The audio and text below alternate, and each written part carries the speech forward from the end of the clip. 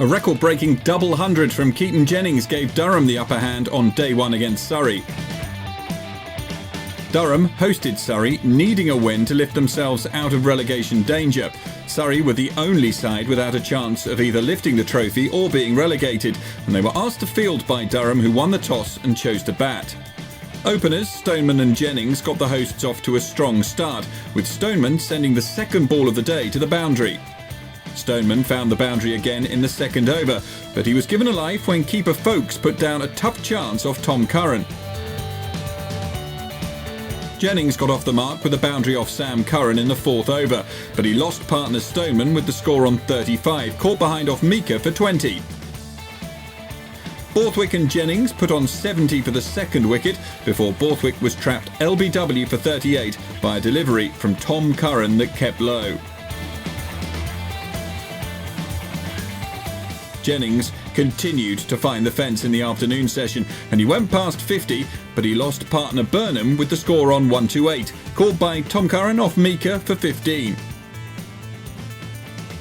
That brought England all-rounder Stokes to the crease, and he started his innings in typically aggressive style, taking boundaries off both Mika and Footit.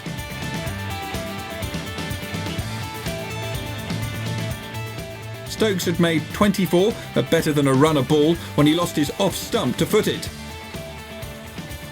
Collingwood was the new man in, and he got his innings going with a boundary off Mika.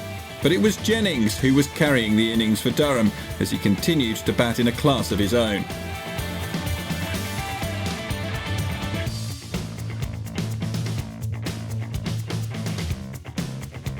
Collingwood departed for 14, caught by Sibley when chasing a wide one from Footit, but Jennings continued his march towards 100, a milestone that he brought up with a reverse sweep off Ansari.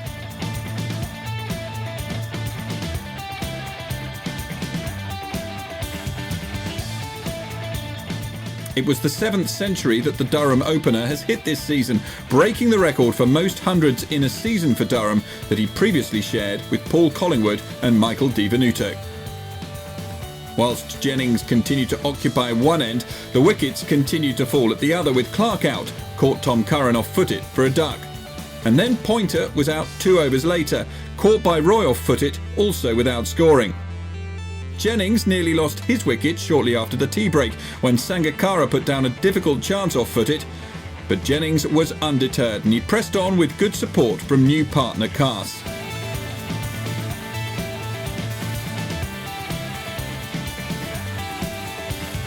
Jennings went to 150 with a single off Ansari as his partnership with Cass reached 79. Cass had made 32 when he was caught by Burns off the bowling of Curran. Jennings continued to pile on the runs, and he was getting good support from the tail, with Wood also sticking around. When Wood was the 9th man out, caught Roy off Mika for 28, Jennings was on 186 with only 1 wicket left and just 4 overs remaining in the day. Onions played his part by surviving at the other end, and Jennings brought up his double century off the last ball of the day when he sent Mika to the boundary.